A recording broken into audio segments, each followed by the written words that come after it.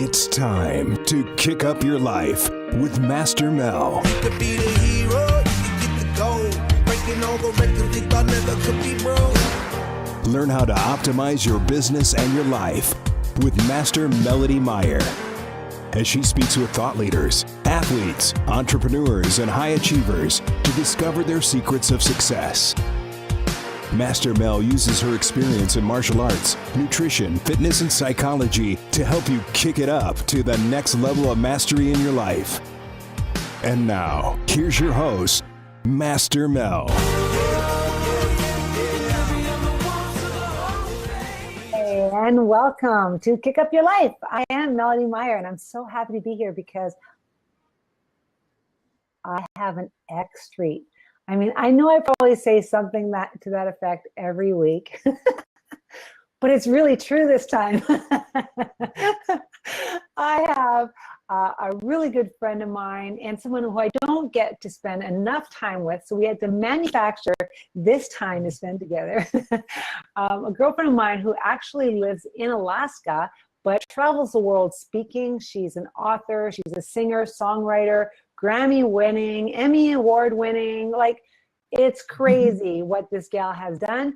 And we're going to hear a lot about that. But one of the things we're going to do that I'm very excited about, because I love to talk about things that are going to help you in your life, kick it up to the next level. And she has written a new book and a CD. It's called Leap. And we're going to talk about her 8 essential habits that you have to have that's going to power that leap. So I'm really excited. We're going to be able to do that today. Please welcome with me, Janie Lideys. Hey. Thanks for being with me, Janie. And I meant it when I said, we don't get to spend enough time together, right? I know. And you remember when we first met, we, for some reason, it was like our faces just lit up and it was like sisters from another mother. Yeah, exactly. And that happens so rarely, right? Where you just find someone that you just resonate with so much. And you look kind of our way, but you're the one who always makes the trips to California, which I greatly appreciate. That's when I get to see you, when you come. Yes. I haven't gone up to see you yet.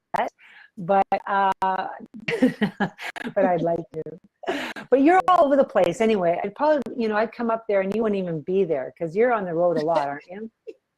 Well, I am gone a lot. I have a very supportive husband and son who just keeps saying, "Go, mom, go, go, mom, go," because they know that I have this vision for, lifting people up and helping them grow their wings, helping them lose their fear and take that leap of faith and lean into their gift so that they can also make the world a better place in turn. And so I think they're just completely behind me because they see the passion and the fire, behind my desire. And so I try not to be gone too much because my son is 16 and I love being with him.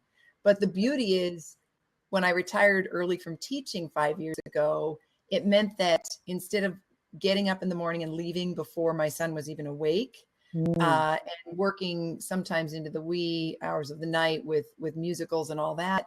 Instead, I may be gone for a week here or 2 weeks there or 10 days there, but when I'm home, I'm totally home. I can take him to school, although he's driving now, so he drives himself. I can make his lunches and make his dinners and hang out with him and, just totally be present. So I'm very, very lucky.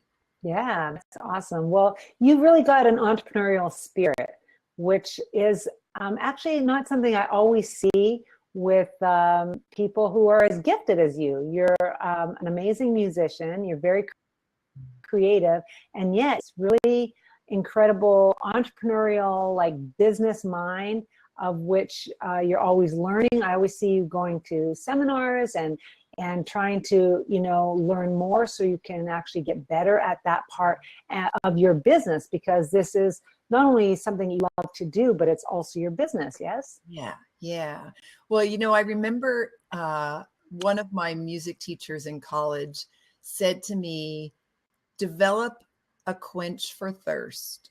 Develop a thirst for knowledge and then spend your life quenching that thirst. And I'll just never forget that, because it carried me through years and years of teaching where I was always looking for like the best songs to do with my choir. I was always looking for the best techniques for, vocalises. I was always looking for, just the best way to power up their leap and help them lean into their gift and live their best life. And, for some reason, it's absolutely a blast to learn. And I know you're that way too, because, we show up at the same events and we're just thirsty for that knowledge. And, I had a house concert last night, and one of my friends of 30 years said to me, "Oh my God, Janie," she goes, "you just keep getting better and better." And I'm like, "Well, thank you, Patty." But she goes, "Well, no, what I mean is like your guitar playing is better. Your singing is better. Your message is like so clear, and you're just really fun to watch." And I'm like, "Thank you." And she goes, "Well, really?"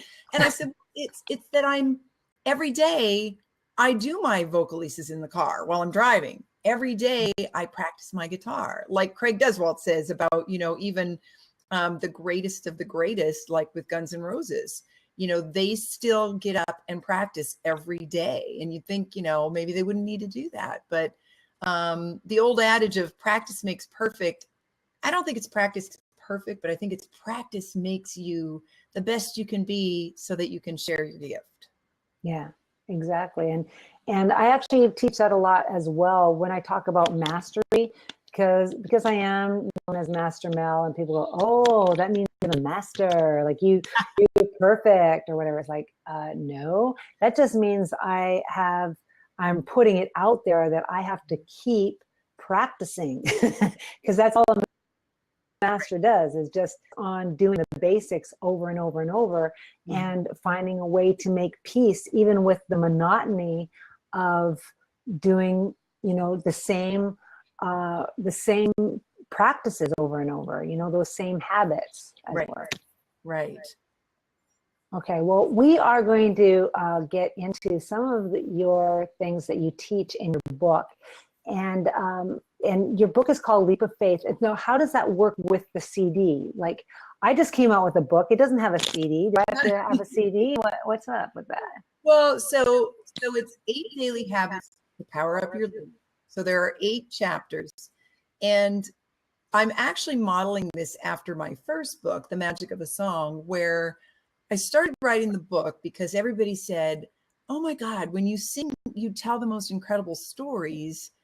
You need to write a book." And I'm like, "But I'm not an author." They're like, but all you got to do is tell the stories, and it's very true. So as I started to tell the stories, they all relate to the songs, or vice versa. All the songs relate to the stories. Well, geez, maybe what I should do is have every chapter end with a song that relates to the story. And so that's how I did my first book. And then when I was doing the second one, my husband asked me one night, "So are you doing this book the same as the first with the songs and the CD?" And I said, "Well, we don't really have the budget for the CD this time, but I am putting the lyrics to the songs in the book." And he goes, "Oh my God, no." He goes, "I don't care. I'll sell a car. I'll, do whatever I have to do. You got to do the CD because that's your signature. That's where you raise the vibration at a different level because you're throwing in the element of music." So let me get this right. Is the story first and then a song comes after that and like supports the story, or is the song first and then you tell a story about the song? That's almost like asking the question, do you write the lyrics of the song first or do you write the music first? Well, I want to ask that one. Because it really depends on where you are in your journey. So there are times where I will start to write a chapter and suddenly I'll realize that it totally relates to a song that I already have written. And so that's why I'll pair the two. Other times I'll be writing a new song and I'll think, "Oh my gosh, this is a great topic for a chapter." So I'll write the song and then the chapter comes. But it's very interwoven because truly there's a little bit of both in every chapter. It seems like, and sometimes I'll use a song. Like I have a couple songs in my first book that I put in the second book too, just because it was such a good fit. Okay, so can you give us a little bit before we get into your 8 habits, because I really want to get them all in this hour, even if we just have to sort of skim over them, and if people want more details, they can get your book and so forth. I want to get through all 8, but first, can you give folks a sort of a short little bio of like how you ended up being this speaker person that marries books with CDs and does house concerts and is, Right. all of that. Tell us a little bit about that.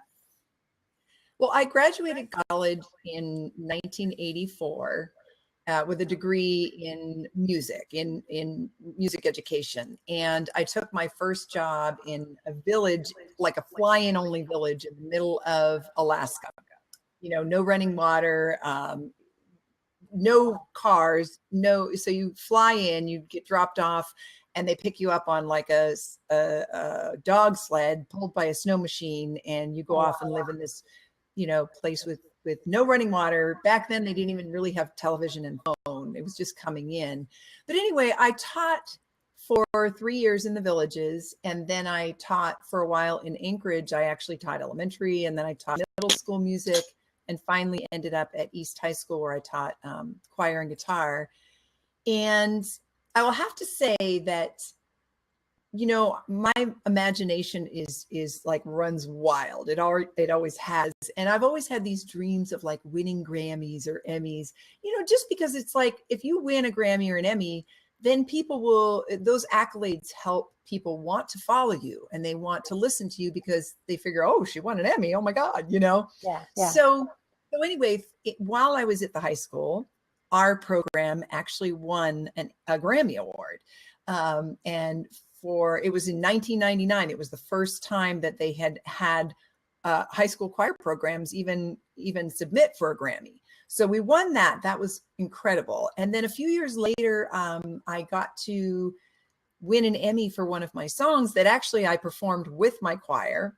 And it was a PSA about tolerance and just getting along and everybody loving everybody, And so that led to starting to record my albums. And I was a full-time teacher. And then I was full-time trying to record albums and, produce them and perform. And then I was also, a mom and a wife. And at one point I just said to my husband, I think I'm supposed to shift out of the safety and comfort of one classroom and make the world my classroom. Mm-hmm. And that's where this whole leap of faith thing developed, because my husband went out the very next day. And instead of telling me not to quit my day job, he said, he came home with a beautiful painting. And the painting was 2 sheer cliffs with a mountain goat leaping, hanging in midair, surely to fall to its death if it didn't make the other side. And at the bottom of the painting, it said faith. So he gave me permission to take the leap of faith, and I did it. And for 5 years have been just drinking in every bit of knowledge and expertise of others, coaches, mentors, friends like you, and just becoming, the strongest musician, singer, songwriter, author that I can become, so that when I do share my message globally, it really is the strongest message that I can bring. So, wow, that's really beautiful. Thank you. Well, it's always so fun to see your pictures where you're performing with famous people, like at the Grand Ole Opry and things like that. Like that's crazy. Like you've done some amazing things.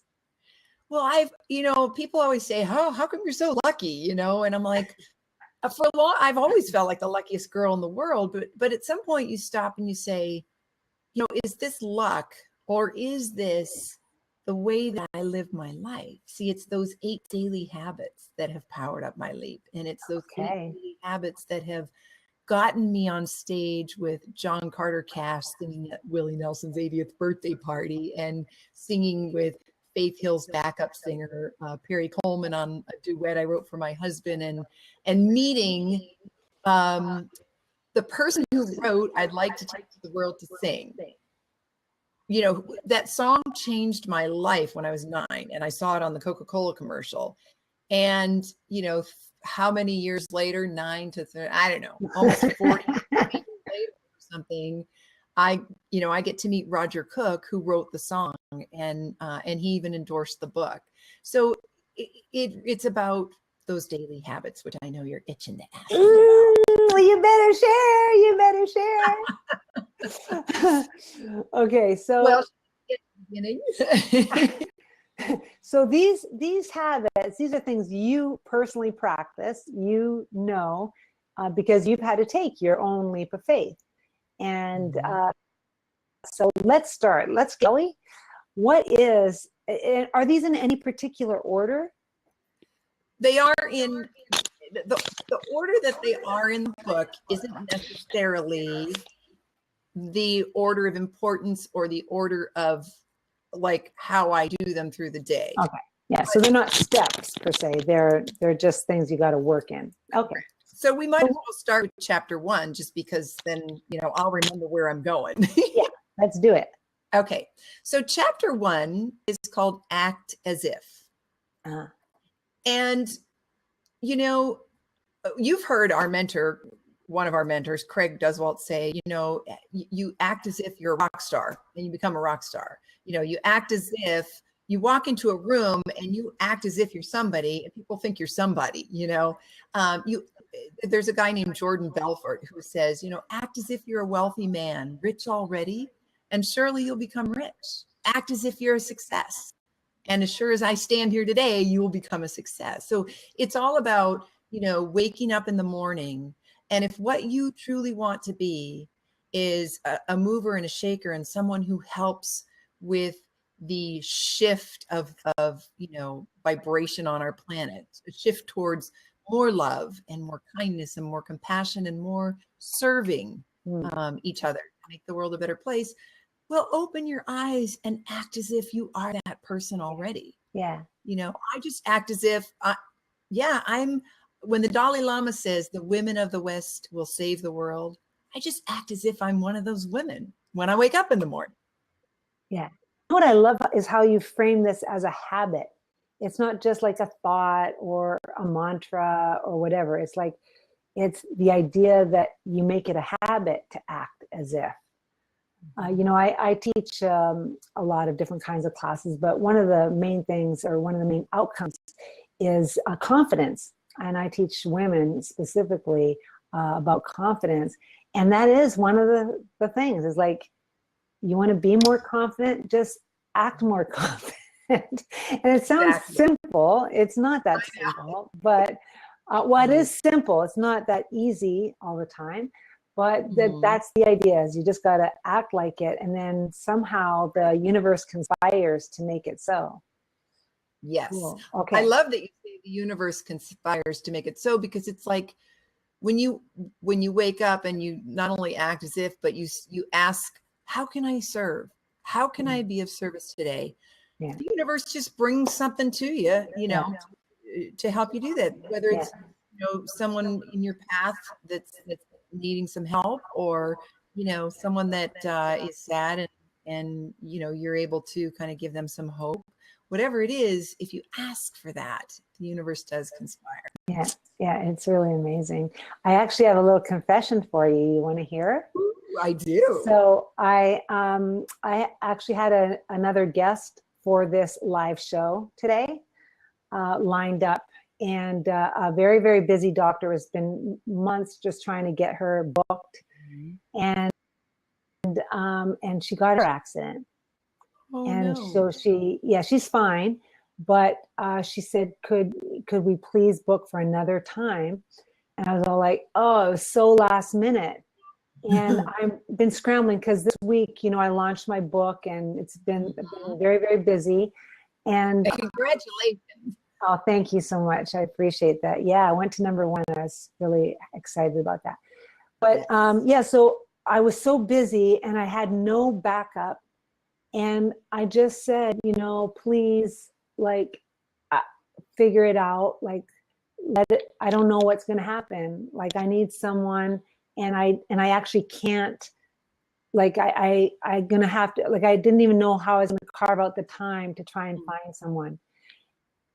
And then me, like out of the blue, right? It was like, people could call that coincidence and everything. And it was like, oh no. And because I've been threatening to have you on here forever, right? We've been talking about it, but it was like nailing it down, and that you were available, and that you see what I'm saying? It's like, people can say like, that's just lucky or whatever. And I call it being in the flow, and like letting your luck just flow right through you. So and it's interesting because if it had been Tuesday, I couldn't have done it because I had a house concert. Right. If it had been Wednesday, I couldn't have done it because I had a house concert. Right. And today I had an appointment with someone at 10. I had an appointment with someone at 1. And then I had the rest of the day where I thought I was going to clean my house. Like that never happened. When you asked me, I didn't even hesitate to say yes, because first of all, I love you. And second of all, my mentors have been telling me, say yes and figure it out as you go. And so I always say yes, unless of course it's something that I just can't pull off. Today's been a little bit of a rough day because my mom had some major surgery, and there are some complications going on. And so it's been a little bit, on and off the phone. And actually my little sister is going to fly over to Phoenix and be with her for a couple of days. So, so it was a little bit touch and go, but I'm so thrilled that you had me on the show. Well, it's work. It always works out. Right? Okay. So after that is number 1. What is number 2? Number 2 is begin it now. So Van Gogh says, whatever you can do or dream you can, begin it. Boldness has genius, power, and magic in it. Begin it now. And what I found over the years, and I've been using this saying for, 20 years or more. And, there's an energy that happens when you begin something, whether it's a tiny step or a very bold leap. Yeah. It's as though it goes back to the universe conspiring. It's as though you put out that energy and say, this is something I want to do. And you take that step in that direction. And because you took that step, this and this and this and this come along and help you. If you were not to take that step, if you weren't in the flow and you just kind of were staying in the safety zone, those things would not be triggered. They would not start. And so for me, like when my husband and I wanted to build our log home up here, we didn't have the money. We didn't have the land. We bought a dream board and we started cutting and pasting. That was our begin it moment. We bought the dream board. We cut out the log magazine pictures. We put them on the board and we just visualized it like we were already living there. And so, within a very short amount of time, we also acted as if we had the money to buy land, and we just started driving around the hillside looking for stuff. Looking for it. Mm-hmm. Well, some miracles happened within 6 months. We not only found a property that was like half the price of all the other properties, didn't have the covenants against building a log home, had a view of like Mount McKinley, which I'm looking at out my prow right now. But I had been in a car accident the year before. And the week we found the land, I got a surprise check for $15,000. That was exactly the amount for the down payment we needed for the land. Now, if we hadn't did the begin it now thing, none of those things would have been in place. And maybe I wouldn't have even gotten the 15 grand. Who knows? It's just begin it. Boldness has genius, power, and magic in it. Begin it now. Oh my gosh, I love it. Okay, this is so inspiring for me, and it's perfect timing for me, of course, as you know. Okay, what's number 3? So number 3 is dream big. Okay. I think we all start out as big dreamers, when we're little, and then somebody along the way says, well, you need to be practical, or, make sure that, you really think that's doable. I don't know. Let's play it safe and, put that on the back burner. We get this feedback from people, and they don't mean to have that ill intention for us, but I think it's just it's a process that happens to people throughout, their journey. I fortunately had parents that always said, go for it. When I said I wanted to be a music major, my friends' parents were saying, well, you could be a music minor, but you better do something else because you're going to need something to fall back on. My mom and dad were just like, oh my God, go for it. Absolutely. And by the way, we're going to help you with your tuition and let's find the college, So I think it's important for us to not only nurture our own desires, our own dreams, but to do that for others, whether you have children or you have friends who are maybe needing a boost or even, an elderly person. If there's a dream there, right now in the present moment, everyone's dream is as important as everyone else's, whether you're 86 or 6 or like we are in between. So dream big, believe in your dream, give yourself permission to go for it. And then also be of service to others in helping them promote their dreams. I like that. That's awesome. Okay, number 4, we're getting them in here. I love it. Yeah, number 4 is just imagine. And just imagine, is that what you said? Just imagine. So imagination is more important than knowledge, is what Einstein said. And can I just pull my guitar up and sing one little verse of this? Yes, you can. Because I think it might be more effective than me telling a story about imagination. So what did you say a minute ago about the flow? Being in it, jumping in it.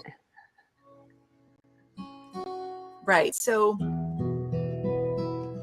this is, I'll just play a verse and chorus. Okay. This is called Just Imagine, and it is the song that follows the Just Imagine chapter. And it was co-written by a guy named Wood Newton in Nashville, who has written songs like he wrote Bobby Sue for the Oak Ridge Boys, and he wrote 20 years ago for Kenny Rogers, and just a great guy. So.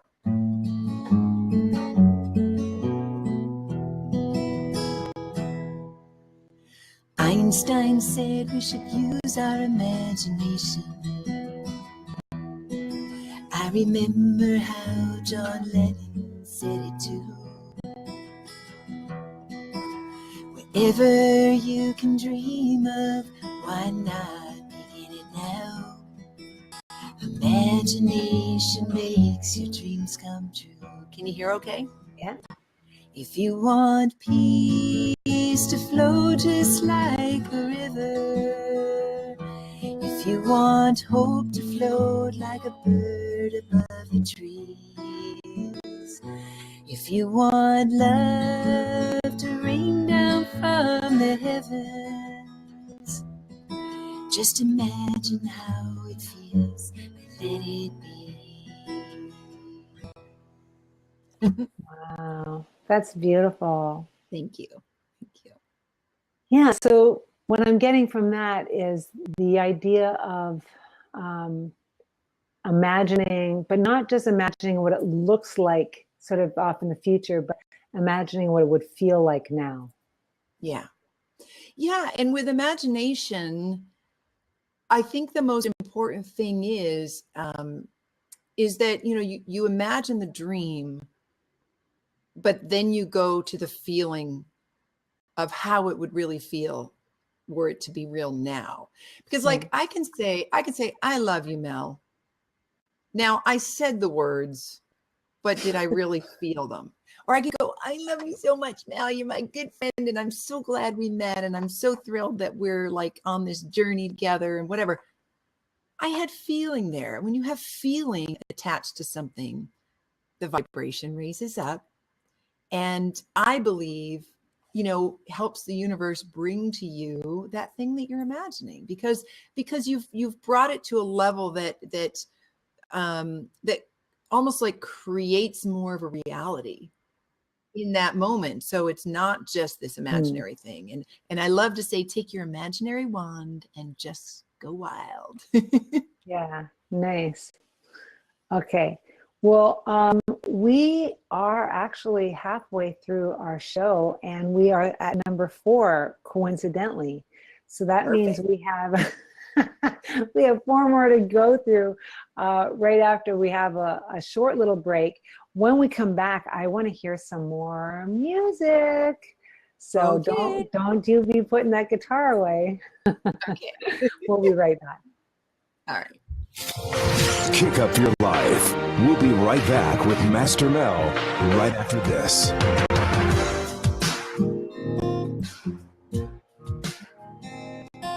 Are you too busy to eat clean? Do you need to boost your energy, tone your body, and burn fat? Then it's time to treat yourself to the cleanest, high-quality protein supplement available. Introducing Whey Clean. Whey Clean is a completely natural, non-denatured and bioactive protein from the milk of grass-fed cows raised by the Amish, the old-fashioned way. No pesticides, hormones, gluten, soy, or GMOs. Want to know if your protein is clean? Read the label. How many ingredients? Are they all real? Can you even pronounce them? Whey Clean uses only 4 of the highest quality real food ingredients available and leaves out all the fillers, thickeners, additives, and sweeteners the other guys use. Don't compromise. You deserve the best. Go to cleancut.com. That's clean, K-U-T.com, and get yours today so that you can eat clean and live happy.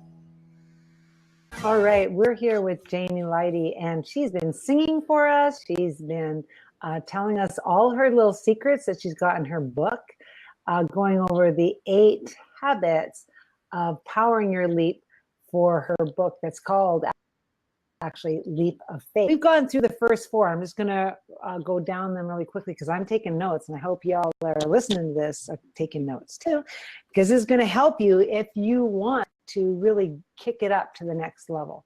So I know, and I work with people all the time that are always setting goals. You know, we set goals of where they want to be, and they say they want to be somewhere, but not everyone takes the steps. Not everyone is ready to take that leap that is required to get to that next level or to really reach their dreams. And so, and part of it is just not being equipped or being afraid. And so what I'm liking about all of these habits that Janie's been talking about is that it becomes part of your arsenal or how you prepare yourself so that you can have the tools to be able to make a leap of faith. It's still always faith, but that you've developed some habits around your own success to set you up for success. So success is inevitable.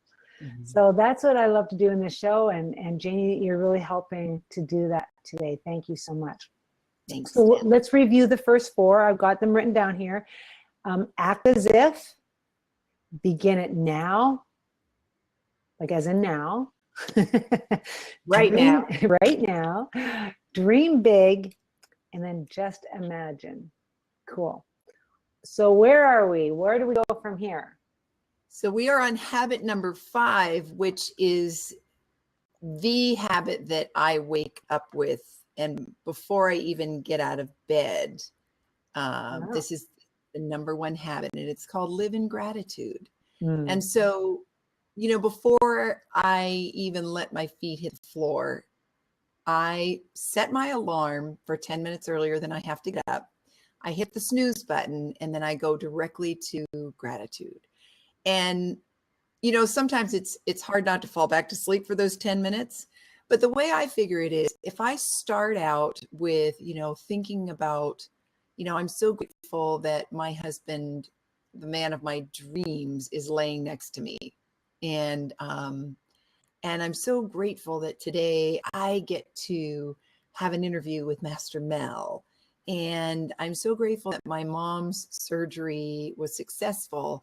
And in the process of going through these gratitudes, and again, not just saying them, but feeling them, because feeling them is what really, I think, ignites the magic. So as I'm doing those gratitudes, I might slip into a little extra snooze, but guess what? If I'm in gratitude when I slip off and, you know, to a few more minutes of sleep, then chances are, you know, that's kind of going to keep going. You know, we spend so much of our life where our subconscious is working for us or against us. So, if we go into sleep mode with gratitude as the feeling, then chances are our subconscious is going to be kind of doing a journey of gratitude. Whereas if we watch the nightly news and then we go to bed, we're probably going to have some maybe some not so great energy spent for those subconscious hours. Yeah. Anyway, so I do that. And then when I get out of bed, I go and get my cup of tea or coffee, and I sit down with my gratitude journal. And I write a G on the top with 1, 2, 3, and then I write a D with 1, 2, 3. So the G is for gratitude, the D is for dreams. And I write the gratitudes, and I try not to repeat. So, and they might, again, just be really simple things, or they might be something like, oh my God, I'm so glad that the test results came back negative, for something really, really scary. And then when I do my dreams, I don't do them as though they are in the future, because I think then you keep them in the future. But I write those dreams as though I'm already in gratitude for them being real. So, for instance, I'm so grateful that my music made its way to Faith Hill, and she's going to sing one of my songs. Now, we don't always get exactly what we want. As Glenn Morshower said in my foreword, it's not like we get everything we want. But the thing is that when you're in the flow and you're saying, well, I really would love to meet Faith Hill and get my music to her. Well, a few months later, I get to sing my duet for my husband with Faith Hill's backup singer. Did that not have something to do with the gratitude I felt for meeting Faith Hill? So those two things, just to start off the day. And then thirdly, gratitude isn't just about what we have for ourselves. I really love to think about, what is it that I can do to help someone else be grateful today? So again, it's that idea of how can I serve? And so then the universe, puts somebody in front of you who you can help. And in doing so, you give them an opportunity to be more grateful, which then of course makes you feel more grateful. And then it just, spirals. So. Yeah. Nice. I like that. Live in gratitude. That's a habit that is, that'll work for everyone. Okay. Number 6. Number 6 is let the music lift you. So, have you ever been doing your chores, cleaning your house, doing the dishes, doing the laundry, and you're just like going through the motions, low energy, and it ain't happening. I mean, you're just not really fully enjoying it. No, that never happens. Not in the flow. It's the cleaning part that never happens. Yeah. And then suddenly you turn on your favorite music and you crank it. Mine is the 70s. I just turn on my 70s station. And all of a sudden, you're bopping around, doing your dishes, dancing your way to the laundry machine to do your laundry. For me, I've always got a guitar sitting in the corner. So I'm bopping my way back and I pick my guitar up and strum along on the song a little. And all of a sudden, you find yourself going the extra mile. And, you got the vacuum cleaner out, you're scrubbing the floor, you're just like in workouts, right? So when you're doing a workout. Oh yeah. It's the music. It makes all the difference for sure. Yeah. Counting like when I'm cross country skiing, I love doing that. I love the glide. I love the flow, but there are times where you're like counting every swoosh. And then all of a sudden you put on your Pink Floyd Dark Side of the Moon favorite album. And now you're going and you end up doing an extra loop because you're just so in the flow. Yeah. So I think that with anything, when you add music to the mix, it does something to change your flow. And one very specific thing that I think people, I would love for people to remember is music does something to the brain. And we all know that Alzheimer's and dementia are becoming very prevalent in the world. And I know that it has a lot to do with what we eat and that kind of health. Oh, don't get me started. I know. But it also has so much to do with what can happen when we introduce music into the brain. It's proven that students who have special needs do better on tests when you play certain classical music while they're testing. My dad had Alzheimer's, and he got his promotion this year in May. But one day I walked into his apartment in assisted living, and I had my guitar because I always have it with me. And he looked down at my guitar and he goes, "Oh, I didn't know you played the guitar." And I was just like, you know, because he gave me my first guitar when I was 12. And he, you know, put me through music college, and I wrote songs for him. And he always listened to everything that I wrote and encouraged me and came to my concerts and even flew to Alaska several times for big performances. And anyway, that day I was like, oh my gosh. And instead of freaking out, I reached down, I pulled the guitar out of its case, and I'm like, well, I don't know, Dad. I think you bought me my first one when I was 12. And I think you got me my second one when I was 18. And I started to play. And he totally, like, a portal was opened, and he was more articulate. He was more present. He was more dad again. And he came back to me. Yeah. And so at that point I realized, you know, the power that music has to elevate us, you know, not just physically, not just emotionally, but really, truly mentally and even medically, you know, medically. So. Yeah, I actually heard a study, something about that. You should find it because it'd be really good in some of your talks to talk about the study they did of, it was elderly people, and they would play music from when they were younger, like from their era. And yes. That it actually completely changed. I've seen that study. And their demeanor, energy, and they were more laughing and more engagement and all of that just from that music being played for them. It took them back there. Yeah. Cool. Okay. So let the music lift you, and not just when you're old. It works for us right now. Yeah, cool. And quite possibly maybe it will be that thing that steers you clear of dementia. Because, you know, if it has that power to do it when you already have the dementia, let's be proactive and do it before, so maybe we don't end up there. Well, and stop eating crap. Yeah, absolutely. If I could make a little real food, clean food commercial here for y'all. Maybe we'll write a jingle about stop eating crap. Well, I have another book that's going to be out for the end of the year. It's all about clean food and eating clean and real food. And just getting out of the habit, talking about habits, the habits of eating fast imitations of food. It's just imitating, you know, food imitating food that gets us in trouble. And all the shortcuts that we take is actually shortcutting our life and shortcutting our brain. So, so that's the little commercial around taking care of yourself, your little self-care commercial. Yeah.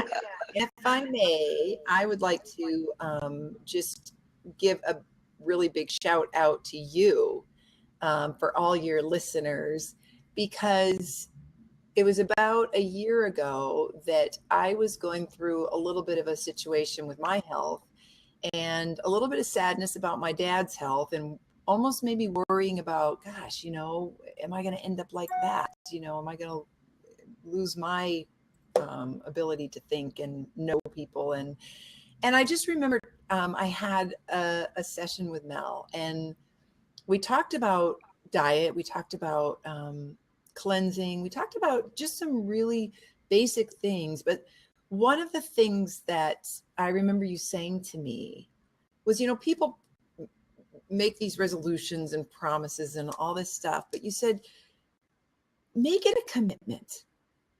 You know, commit to yourself, a commitment to yourself that, you know, that you're going to follow through with this for the goodness of your health and well-being.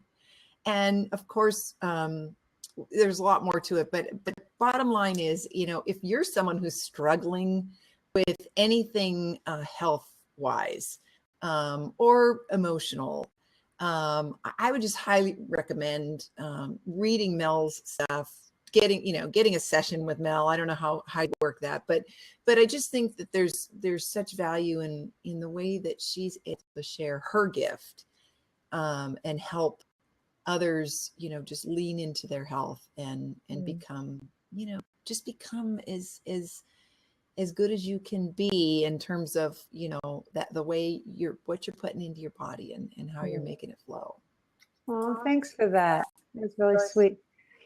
And you turned around and got committed and got some really great results for yourself, didn't you? Oh, yes. In fact, I wasn't doing what I was doing to lose weight. I was doing it because I had an issue with candida, from a whole bunch of antibiotics that I'd had to take for a problem over the years.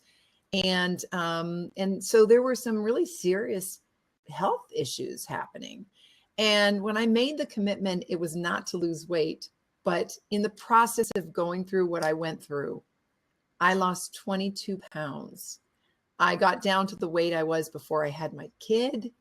And, the whites of my eyes became whiter. My teeth became whiter. I feel like my smile became brighter and wider and just so many things happened, to just make me able to really, get up every day and feel great instead of getting up every day and go, gosh, darn it, I wish I could get this thing done with, Yeah. So thank you. Oh, you're welcome, honey. And you were a good student. You were ready. Well, that's the thing. It's like you were ready. Like a lot of people talk like that. They want different results, but they're not always ready to do the work and make the commitment that's necessary to really make a big change. So yeah, good on you. Good on you. Okay, so we need number 7. Number 7 is laugh while you're crying. Oh my gosh. So, my little sister and I have talked on the phone over the years because she lives in California and I live in Alaska. And actually all my sisters and brother and I have done this, but Carol and I specifically would have our conversations. We'd talk about the good, we'd talk about the not so good, but we would always end our conversation with, but thank God we have our health. And one year we were talking and she had just had open heart surgery. wow. And for a hole that had been there since birth that we didn't know about. And it had gotten bigger and she was having problems. So she had this open heart surgery and she was having some complications. And I was sharing with her my cranial surgery that I'd had because I had put a ski through my skull and tore my dura and was leaking cerebral fluid. And, oh my gosh. So we're having this conversation. And of course, at the end, we're like, but thank God we have our health, because that's what we always say. We're like, oh, crap. No, we don't. And we laughed until we cried. I mean, that was one of those moments where you laugh so hard, you're crying. And, I think from that moment on, we realized that everything we get through in our lives, we get through it because we're able to laugh while we're crying. Live while we're dying, smile when we're mad, be happy when we're sad. That's the song that came out of that particular thing that's in the chapter. And it's, in fact, I'll just do a quick, I know we don't have a lot of time, but I'll just sing you cause you can laugh while you're crying, live while you're dying, smile when you're mad, be happy when you're sad. It all comes down to living in the moment and loving what you're doing, even when you don't. That's just a little tidbit of it, but so yeah, so find a way to laugh. Call the person who makes you laugh the most. Watch a movie that is your favorite funny movie.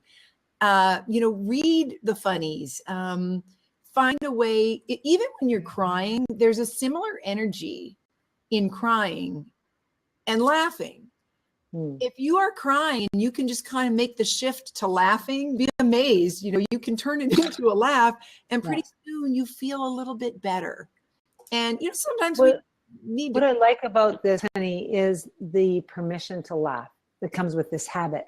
Because a lot of times it's like if something terrible is happening, culturally, it's like unacceptable to not be really upset about it and to be depressed or to be really like having those kinds of feelings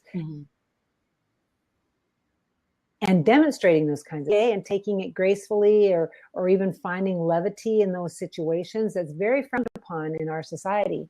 But I love what you're saying, as it being a habit, is like, you know, you find that shift inside of you without disrespecting what is actually happening, honoring it, but also seeing that, because there's a flip side to it. You know, there's kind of like the cosmic joke with it all, you know. I love it when, you know, and we've all had this experience when something, you know, you're having a lousy day and this happened and this happened, and this happened. You get home, you're like, thank God this day is over. And then, you know, something happens at home, you know, it's like, oh, but you can't help, you know, sure, it's not funny, but it is, if you can step a little bit further back, it's very funny. Yeah. You know, even when my dad was in his last 3 days of living, all 5 of us kids and my mom were there. We sang with him. We sang to him. We really sang him to heaven, but we laughed with him.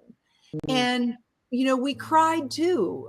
You know, sometimes we'd start out in laughter and end up in tears, or sometimes we'd start out crying and end up laughing, you know, but we just absolutely, we lived in his last 3 days. We lived with him the way we lived with him his entire life. Why change that when someone's dying? You know what? He doesn't need to lay there and feel sadness or feel like we're all, you know. The laughter, I think that escorted him to heaven in the most beautiful way, the laughter and the music. I love that. Okay, girl, number 8, because I want to get through these so that everybody's got the information that they need. And then I want you to let people know how to find you and how to find the books so they can get into these habits even more and study them and commit to them. Hello. And then I also want to have another song. So I want you to think about what you're going to play for us. So what's number 8? So number 8 is Leap with Love. Tell me how this is a habit. So, you know, every day we have a choice. We have a choice to live in fear. We have a choice to live in love. You know, when you walk into your day and you decide that you're going to love unconditionally, you're going to live without judgment. And, you know, whatever circumstance you run into, whatever person you run into that, you know, may challenge you in some way, if you commit, there's that word, if you make the commitment when you first get out of bed in the morning, that every leap you take is going to be with love, then you find ways, and I think the universe helps you and God helps you find ways to cope and to communicate with an edge that is softer and that is actually, you know, just creates a healthier you, but also creates a healthier, you know, all the people that you run into. So if you run into someone who's not being very kind, and you just, you know, the old adage, kill them with kindness. I mean, it's true. If someone isn't very kind to you and you think to yourself, okay, maybe their mom just died. Maybe their girlfriend just broke up with them. Maybe they got in a car wreck that morning. Maybe they've been sexually abused. So it's about taking that leap with love, meaning taking your actions from a loving. Exactly. So whatever comes along, you know, someone cuts you off on the freeway, let them in. They might have had a bad day, you know, and maybe wave and smile, you know, don't worry about it. You know, whatever it is, do it with love. And you know, Larry Broughton is my special guest author in the chapter. And he talks about how he lost everything, you know, he lost, including his wife, because he wasn't really leading with love. And in the end, as he started to rebuild, he realized that love is actually the most important ingredient in team building, in building your business. And I love that he doesn't call his employees. He calls them his team members. Yeah. No, he's a great guy. Yeah. Hey, listen, how can people get more information and dive into these habits a little bit deeper? How do they get their book? So the best way is to go to JanieLidey.com. So www.JanieLidey.com, and you can listen to samples and read a little bit of information about the book. So JanieLidey.com, but you can also find me on Amazon. The book is on Amazon. The CD is not. So if you're looking for buying them both, come to the website, but you can also go to CD Baby, which is on my website. Go to the website and you can click on the iTunes, you can click on CD Baby, whatever. And that's probably the easiest way. Perfect. And where are you speaking next? Well, I am actually doing a whole series. I've already done a whole bunch of house concerts, but I'm doing more. I'm going to be at East Anchorage High School, which is where I taught for 17 years, doing a concert on December 7th. And I will be out in Wasilla in the Valley doing a concert on December 2nd. Oh, lots of performing. Are all these events on your website too? You know what? Some of them are, but house concerts are kind of a private thing. So basically those are kind of things that are really attend. So what are you going to sing for us? What are you going to sing for us? Let me see. I will just do one little verse of Abundance. Okay. Abundance does grow on trees. It runs in the grass and it swims in the seas. It is the ocean, sun, and the breeze. Abundance does grow on trees. And cut me off whenever you need to. Create your day rather than your day creating you. Abundance does grow on trees. Blessings and miracles every single day. Abundance does grow on trees. And we create our own reality. We could be a mighty oak if that is what we're called to be. We are royal, we are big, beyond our wildest dreams.